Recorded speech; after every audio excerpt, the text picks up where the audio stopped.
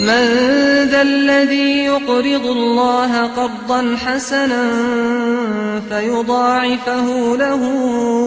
أضعافا كثيرة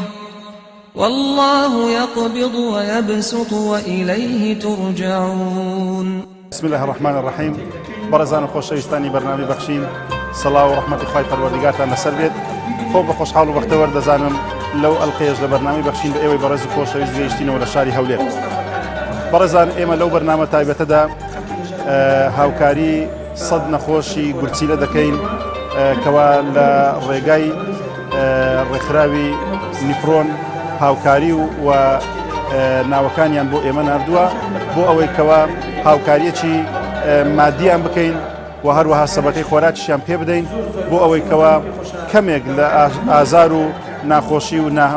هەمەتیەکانیان بە شێوەیەک لە شێوازەکان ئێمە تیمار بکەین و سارێژ بکەین بۆ ئەوەی کەوا دڵیان خۆش بێت. بۆیە بەڕاستی دەستگای خێرخوازی بەخشین لە مانجی ڕەمەزاندا کۆمەڵێک کار و پرۆژەی جیاوازی کردووە. یەکێک لەو کار و پرۆژانە ئەوەیەکەوە هاوکاری و دەستگیرۆیی سەد لە نەخۆشەکانی گورچیلە دەکەین لە شاری هەولێر لەو بەرنامەیەدا لەگەڵمان بن.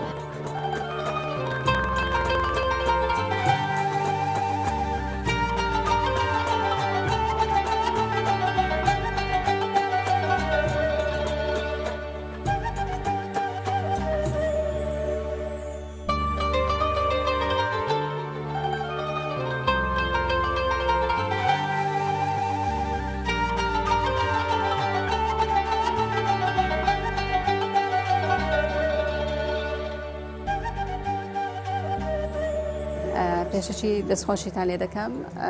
بۆ دەستگای خێرخوازی بەخشین بۆ ئەوەی ئەو دەرفەتتان پێداین ئەکە لە نزیکەوە هەندێک باسی ئەو نەخۆشی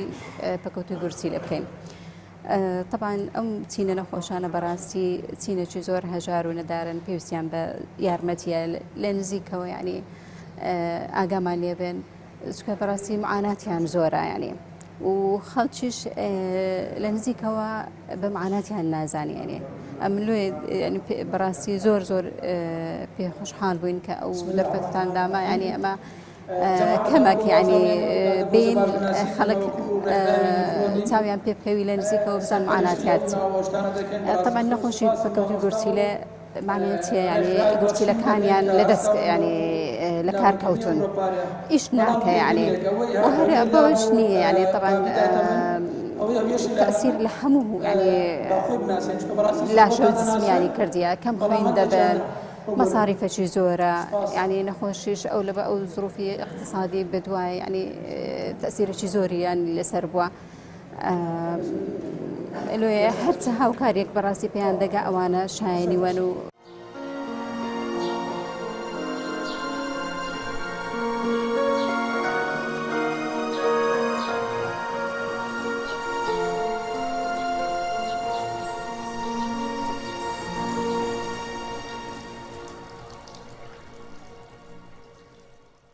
ئینشاڵڵا هەر سەرکەوتوو دەبن هەر ئەوها یعنی مساعدەی عالەمێ دەکەن بە هەموو لایەکی خدا خێرتان بنووسی یا ڕەبی زۆر یعنی ئەمە پێمان خۆشە کە ئەو مساعدەی ئەو فەقیرانە ئەوانە دەکەن ئەمە هەمومان کلێمان غەسل دەکەن تەبعاً مستحەقیشین یعنی ئەمە زۆر مەمنونین گۆینە زۆر مەمنونین کە ئەو خێرەتان کردیە لەوە عالەمەی ئینشاڵڵا جێتان باشتە. غەسلی کلیا بکە من 3 ڕۆژ غەسلی دەکەم من سبەینێ هەفتەی 3 ڕۆژ 3 سەعات و نیویشە طبعاً یعنی زۆر ئەمە مەمنونین ئەگەر یعنی ئەوها خێرخواز بێتن مساعدەمان بکاتن ئەمە مەمنونیانین چکەمە دەرمان و چتیوامان پێ ناکڕێ بەڕاستی هەموو بەعەیادا هەر پارەیە دکتۆر پارەیە یعنی ئەمە یعنی ئەوەمان اقتیدارمان نییە یەکەچ بێ خانە نشینە یعنی بە چ بکەم یعنی کرێچیش بی کرێچیشین ئەمە زۆر مەمنونین گۆینەکە ئەو خێرەتان کردیە زۆر پێیان لەو دەوڵەمەندانەی هەولێرە ئەوانی تازیرەکان مساعدەی فەقیران بکەن مساعدەی ئەوانەی نەخۆشی سەرەتانیان هەیە نەخۆشی کلیان هەیە با مساعدە بکەن ئەو پارەی هەتا کەنجیان دەگرن ئەوانە دەباوە چنگۆ بن وە چ کۆمەڵەی بێن ئەوها یعنی مانگەک با مساعدەی فەقیرێک بکەن مساعدەمان بکەن ئەمە زۆر مەمنونین گۆینە کاکە ئینشاڵڵا هەر موفەقن هەر لۆمان دەمینێن. بەخشین خێرخوازانی خۆشەویست لە ڕێگەی ئەم ژمارە تەلەفۆنانەوە دەتوانن پەیوەندیمان پێوە بکەن و ببەخشن تا بەخشین بەردەوام بێ. بەخشین 0 961 11 0 965 0 723 25 55.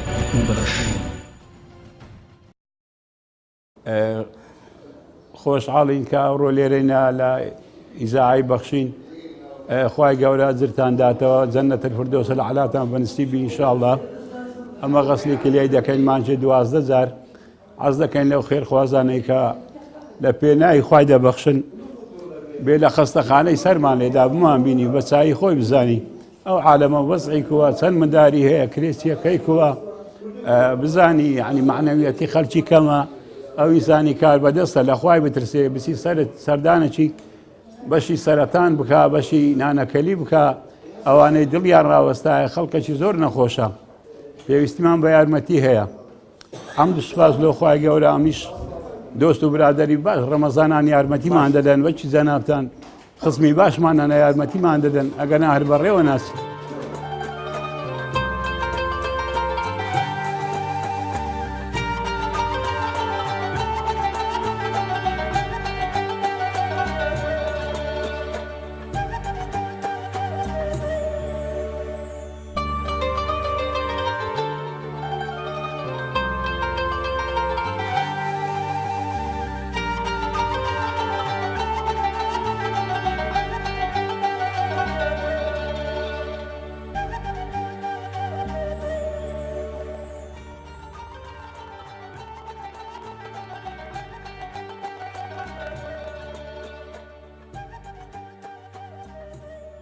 ناوی خۆی گەورە و میهرەبان دەستگای خێرخوازی بەخشین وەک هەمیشەکە لە خەمی خەڵکی هەژار و نەدار و نەخۆشانی هەرێمی کوردستاندایە دیارە بە بۆنەی هاتنەوەی مانجی ڕەمەزانی پیرۆز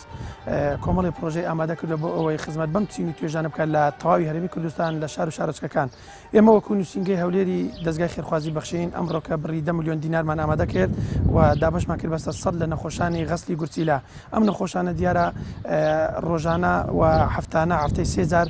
پێویستیان بە غەسلی گورچیلە هەیە و سەردانی نەخۆش دەکەن و دەتوانم بڵێم چینێک کە زۆر پێویستیان بە هاوکاری و زۆرێکیان پێویستیان بە نەشتەرگەری هەیە کە بڕی نەشتەرگەریەکەی زیاتر لە 10,000 دلاری تێدەچێت. ئێمە بە پێویستمان زانی کە لە مانجی ڕەمەزانی پیرۆزدا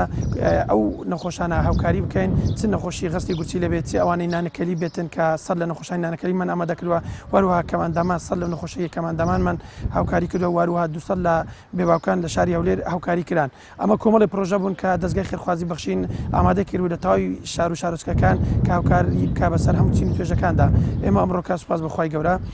هاوکاری 100 لە نەخۆشانەمان کرد بە هیوای ئەوەی کە خێرخوازان هاوکاریەکانیان بگەێنن بە دەستگای خێرخوازی بەخشین لە تەواوی شار و شارۆچکەکان لە نووسینگەکان بۆی بتوانین ئێمە تەواوی پرۆژەکان ئەو سی پرۆژێکە ئامادە کراوە لە مانجی ڕەمەزانی پیرۆز هەرسی پرۆژەکە بتوانین بەسەرکەوتووی ئەنجامی بدەین و خەڵکی هەژار و نەدار دڵیان خۆش بکەین لە مانجی ڕەمەزاندا وەروها هاوکاریەکان سوودی لێ ببینن.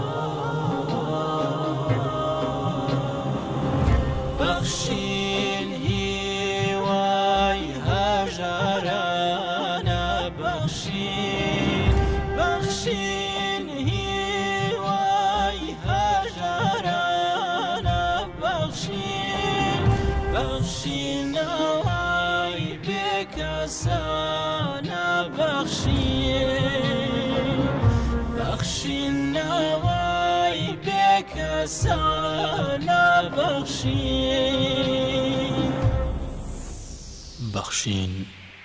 نەوەی بێکەسان.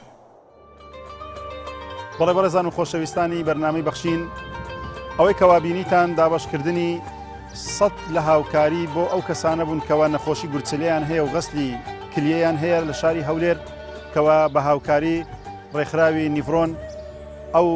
هاوکاری و هەروەها ئەو کەسانە دیاری کرابوون کەوا بۆ ئەوەی بتوانین لە ڕێگای دەستگای بەرنامەی بەخشینەوە هاوکاری ئەو کەسانە بکرێتن کە نەخۆش و نەدار بوون.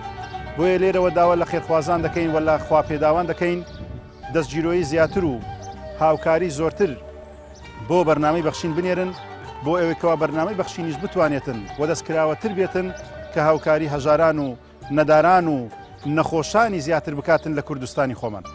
بۆیە بۆ هیوایەن کەوە خوای پەروەردیگار لە هەموو لایەکمانی قبول کردی بێت